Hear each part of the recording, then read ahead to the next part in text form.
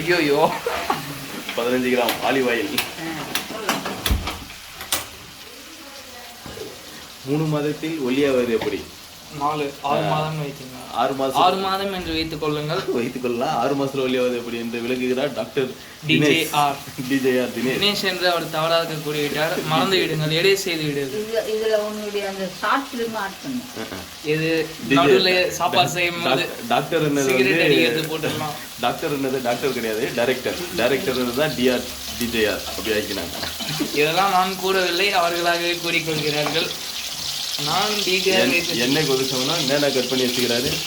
Carrot, capsicum, கோஸ், onion எல்லாமே 100 gram, மொத்தம் 400 gram. 4 item. ஆமாம். உப்பு 5 கிராம். உப்பு ஒன்றும் சேர்க்க வேண்டும்.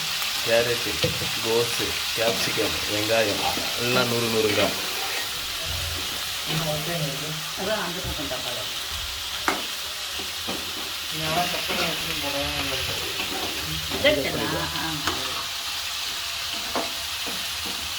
முட்டை போடாத நீங்க செஞ்சீங்க பார்த்தீங்களா? முட்டை போடலன்னா நல்லா இருக்கும். எல்லாத்தையும் போட்டு நல்லா பெரட்ட போகிறாரு. உருட்டு என்று பரட்டி இந்த மாதிரி தோசை கரண்டி எடுத்துக்கொள்வது நல்லது. ஏனென்றால் உடையாமல் இல்லை, போட்டு குத்துவதற்கு கரெக்டாக இருக்கும். சில சமயம் வெட்டும் பொழுது காய்கறி பிடுதாக இருக்கும். அதை சரி செய்ய இந்த மாதிரி கரண்டி எடுத்து குத்து என குத்தவும். மூட்டை பூச்சி கொள்வது எப்படி? பக்கத்தில் வேற ஒரு ஏதோ ஒன்று ரெடியாக இருக்குது. உருளைக்கிழங்கு, கத்திரிக்காய், முருங்காய் போட்ட காரக்குழம்பு. இது டயட் ஃபுட் கிடையாது, நார்மல் ஃபுட். நாங்கள் சாப்பிட்றதுக்கு இது மட்டும் தான் டயட் ஃபுட்டு. இவர் சாப்பிட்றதுக்கு, டைரக்டர் சாப்பிட்றதுக்கு, இது நாங்கள் சாப்பிட்றதுக்கு. இதனால் வரும் பக்க விளைவும் சொல்லிவிடுகிறேன். தினந்தோறும் கேபேஜ் சாப்பிடுவதால் தங்களின் வயிறு ஒரு கேஸ் ஃபேக்டரியாக மாறிவிடும்.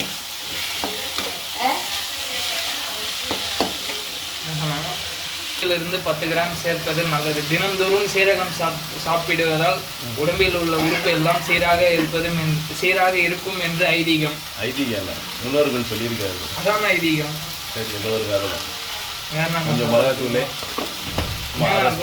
மட்டன் மசாலா, சிக்கன், இது கூட தேவையான மசாலாகளை சேர்த்துக்கலாம். கரம் மசாலா சேர்ப்பது நல்லது. கரம் மசாலா டேஸ்ட்டுக்கு சிக்கன் மசாலா கொஞ்சம் சேர்த்துக்கலாம், கொஞ்சம் நல்லா டேஸ்ட். இதோட சீக்ரெட் இன்க்ரீடியன்ட்டே முட்டை தான்.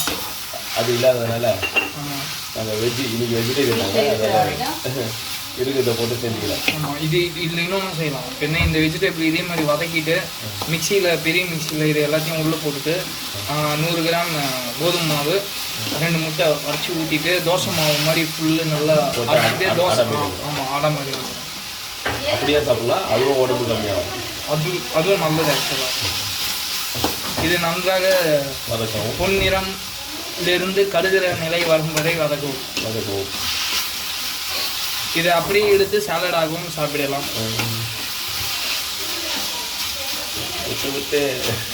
இது அப்படிதான்.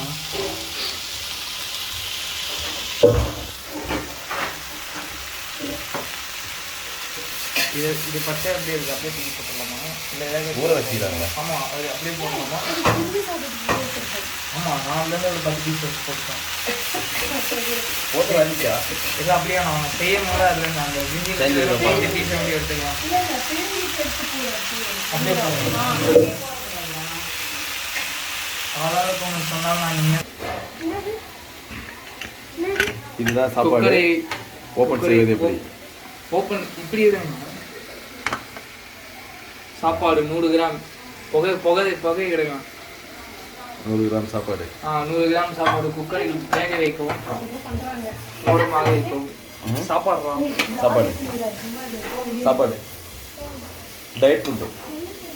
அப்படிலாம் இல்லை, ஓட்ட சட்டி எப்படி அடைக்கணும்னு சொல்லிட்டு வீடியோ. டீஸ்பூன்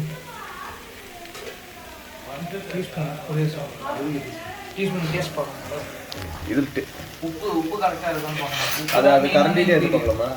கரண்டி அது செட் ஆகாது.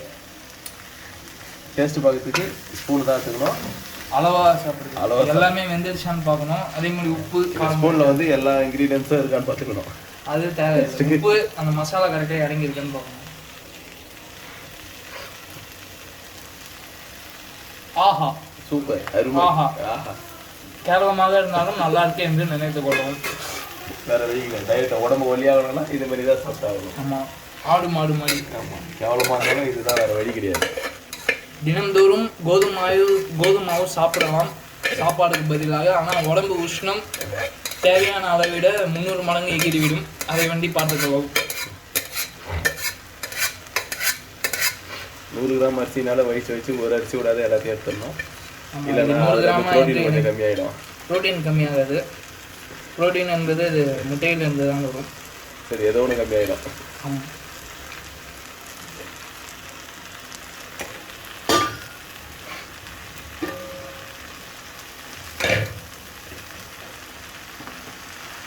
அவ்வளோதான். இது கட்டிட்டு சாப்பிட்டு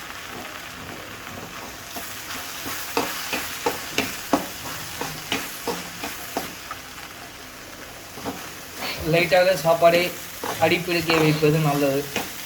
நன்றாக இருக்கும். மசாலா உள்ளே இறங்கின இதுதான் அடிப்பிடிக்கும். அது சாப்பிட சூப்பராக இருக்கும். சாப்பாடு கணக்கு ஏதோ தப்பாகி விட்டதுன்னு நினைக்கிறேன். ஆமாம், அது என்ன அந்த இந்த குக்கரில் வச்சு தானே வெயிட் போட்டாங்க. குக்கரோட 100 கிராம் போட்டியா? இல்லைண்ணா, ஏதோ ஒன்று கம்மியாக இருக்கா மாதிரி. ஏன்னா சாப்பாடே நிறையா இருக்கா மாதிரி இருக்கும். அவ்வளோதான். இதுதான் ஃப்ரைட் ரைஸ். பார்ப்பதற்கு அப்பாவி போல இருக்கும். டயட் தினேஷ், டயட் சோறு தினேஷ். டயட் சோறுலாம் எல்லாம் வந்து 6 மாதத்தில் 100 கிலோவிலிருந்து 10 கிலோ வரை கம்மியாகிடலாம். 10 கிலோ கம்மியானால் நீங்கள் செத்து விடுவீர்கள். 10 கிலோ கம்மியாகி 90 கிலோ 10 கிலோ 30 கிலோவே கிடைக்கும். 30 கிலோ கம்மி பண்ணலாம்.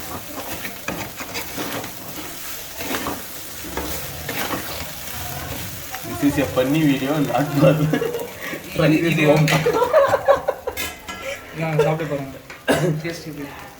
இந்த சாப்பாடை சாப்பிட்டு உடம்பு கம்மியாச்சுன்னா சந்தோஷம். இது வந்து ஜஸ்ட் ஃபார் ஃபன்னு. நீங்கள் யாரும் இதை வீட்டில் ட்ரை பண்ணாதீங்க. Disclaimer apply. ட்ரை பண்ணாலும் ஹாஸ்பிட்டல் பக்கத்துலேயே வச்சுக்கோங்க. பக்கத்தில் வச்சுன்னு பண்ணுங்க. சூடு சோரணை எதுவுமே இல்லைன்னா இந்த சாப்பாடை சாப்பிடலாம். சூடு சோரணங்கிறவங்க யாரும் இந்த சாப்பாடை சாப்பிடாதீங்க. ஏன் என்று அதை சொல்லிவிடுங்கள். நன்றி, வாழ்க வளமுடன்.